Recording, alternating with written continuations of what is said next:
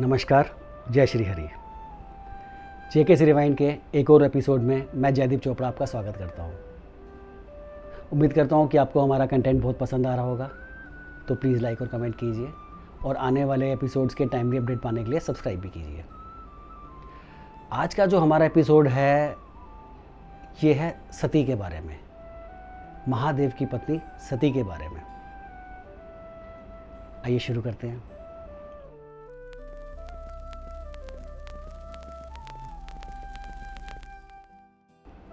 राजा दक्ष, उनकी जो सबसे छोटी पुत्री थी उनका नाम था सती। जब सती बड़ी हुई तो अब थी तो वो राजकुमारी, तो दक्ष ने उनका विवाह करने का प्लान किया, उसके बारे में सोचा विचार किया।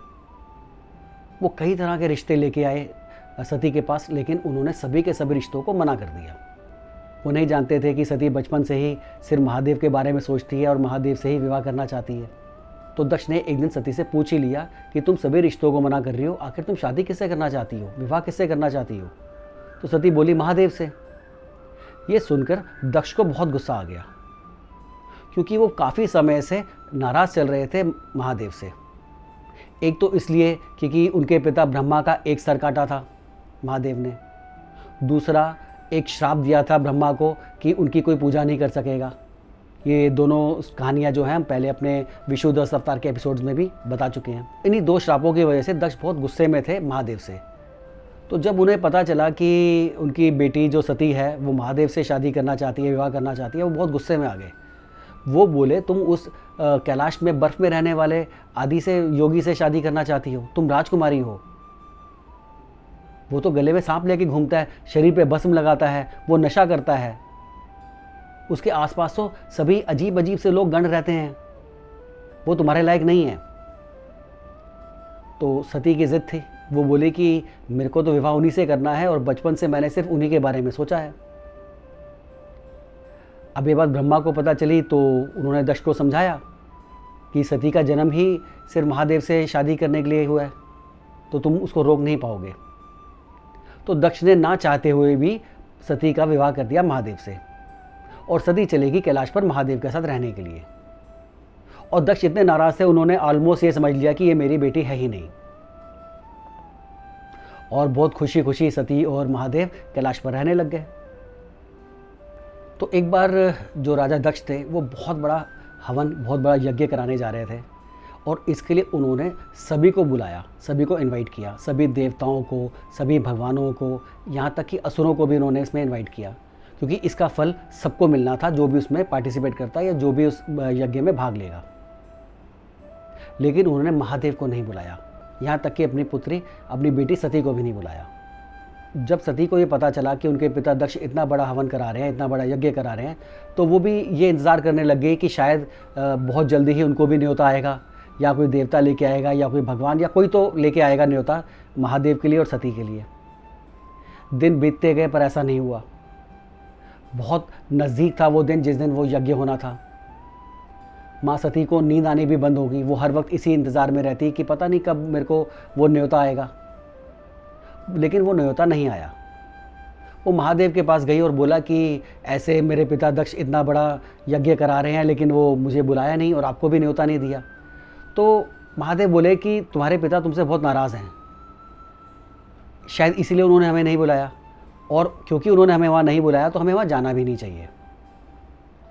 सती बोली वो मेरे पिता का घर है, ऐसे कैसे हो सकता है कि मैं वहाँ ना जाऊँ? तो महादेव बोले कि तुम्हारे वहाँ जाने से तुम्हारे पिता नाराज़ होंगे तो नेगेटिव एनर्जी बनेगी, और ये भी उनके यज्ञ के अच्छा नहीं है। तो तुम्हारे लिए अच्छा है तुम यहीं मेरे साथ रहो, वहाँ जाने की कोई ज़रूरत नहीं है, हो सकता है वहाँ पर तुम्हें कोई नुकसान ही हो जाए।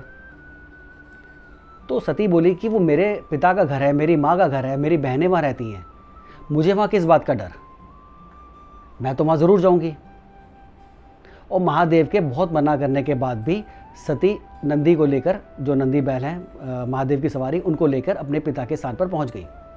अब जब सती वहाँ पर पहुँची नंदी के साथ अपने पिता के घर के पास जहाँ वो यज्ञ हो रहा था, तो उन्होंने देखा वहाँ पर सभी देवता मौजूद थे।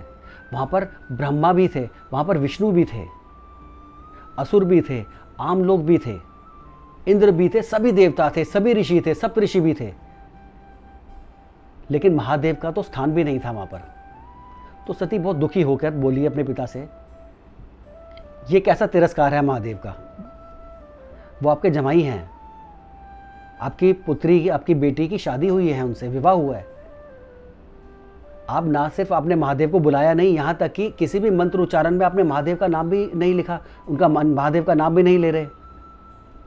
तो दक्ष बोले कि ना मैं तुम्हारे लिए कुछ करूँगा, ना मैं महादेव के लिए कुछ करूँगा, उस शिव के लिए कुछ करूँगा, क्योंकि वो शिव सभ्य जगह पर रहने के लायक नहीं है। ये सामाजिक कार्य हो रहा है यहाँ पर। तुम्हारा महादेव तो आधा नंगा घूमता है, वो इस लायक भी नहीं है कि उसको यहाँ बिठाया जा सके। निमंत्रण देना तो बहुत दूर की बात है। यहाँ तक कि उनकी बहनों ने भी तिरस्कार किया। तो इस बात से बहुत दुखी हो गई सती, और वो अग्निकुंड के कोने तक पहुँच गई। वो विष्णु और ब्रह्मा को बोली, आप दोनों यहाँ पर हैं बिना महादेव के, आप तीनों से मिला के ही तो त्रिमूर्ति बनते हैं। आप दोनों इस यज्ञ में क्यों भाग ले रहे हैं जब महादेव को यहाँ निमंत्रण नहीं दिया गया। तो उनके पिता दक्ष बोले कि ये दोनों सभ्य हैं, इस दुनिया की संरचना की उसको बनाया ब्रह्मा ने, उसको सुचारू रूप से चला रहे हैं श्री विष्णु। तुम्हारे पति महादेव तो दुनिया का संहार करते हैं, उनकी यहाँ पर कोई स्थान नहीं है। इतना तिरस्कार सुनकर आंखों में आंसू आ गए माँ सती की। वहाँ ऋषि दाधीची भी थे। वो गुस्से में उठे और उनसे महाकाल का निरादर नहीं देखा गया, और वो बोले कि जिस स्थान पर महादेव का इतना निरादर हो रहा है, इतना तिरस्कार हो रहा है, मैं वहाँ एक पल नहीं रुकूंगा। और वो भी वहाँ से निकल गए, चले गए। ये सब होने के बाद गुस्से में आकर जो सती थी, उन्होंने उस अग्निकुंड में छलांग लगा दी और अपने आप को उसमें जला दिया।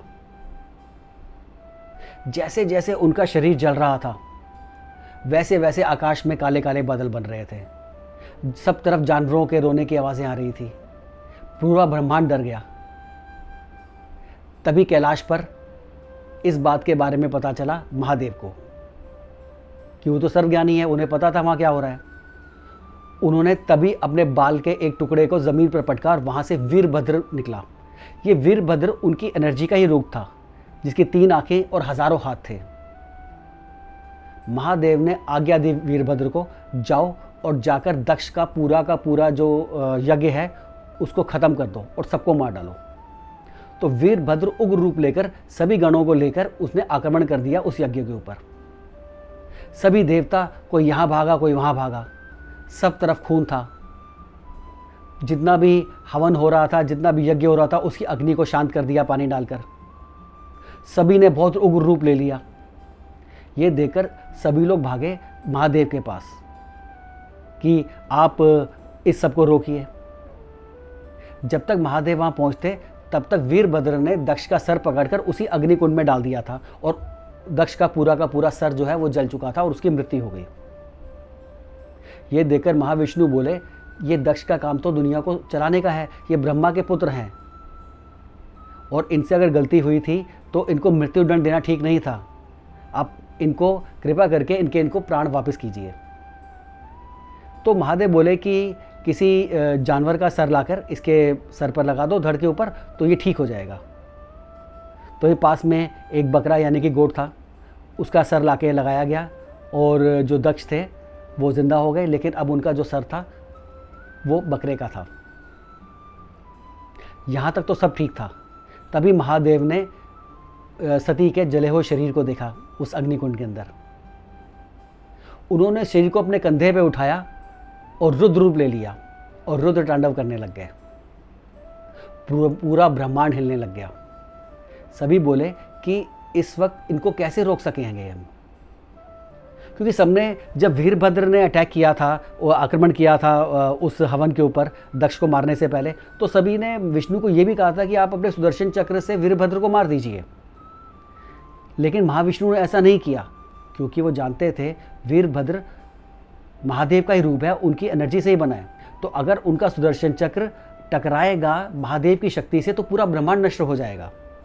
अब महादेव ने माँ सती के उस शव को अपने कंधे पर रखकर बहुत रुद्र रूप लेकर महातांडव शुरू कर दिया था। पूरा ब्रह्मांड हिलने लग गया। तभी विष्णु ने अपना सुदर्शन चक्र निकाला और माँ सती की तरफ फेंका। माँ सती के 51 टुकड़े हुए और धरती पर 51 जगह पर गिरे और वो बने 51 शक्तिपीठ। जैसे जहाँ पर आंखें गिरी वो नैना देवी बनी, जहाँ पर उनकी योनि गिरी वो माँ कामाख्या बनी। तो इसी तरह से वो जो 51 शक्तिपीठ है वो उसी तरीके से बने। इसके बाद शिव शांत हो गए, लेकिन उनका मन अभी भी भारी था और उसी समय महादेव कैलाश के लिए निकल गए एक घोर तपस्या करने के लिए, क्योंकि अब वो इस सदमे से बाहर आना नहीं चाहते थे। वो सती के वियोग से बाहर नहीं आना चाहते थे, लेकिन बहुत जल्दी ही उनका दोबारा मिलन होना था माँ पार्वती से। तो ये थी हमारी कहानी आज की माँ सती के बारे में। उम्मीद करता हूँ कि आज का एपिसोड आपको बहुत पसंद आया होगा। अगले एपिसोड में आपसे जल्द मुलाकात होगी। तब तक के लिए नमस्कार। जय श्री हरि।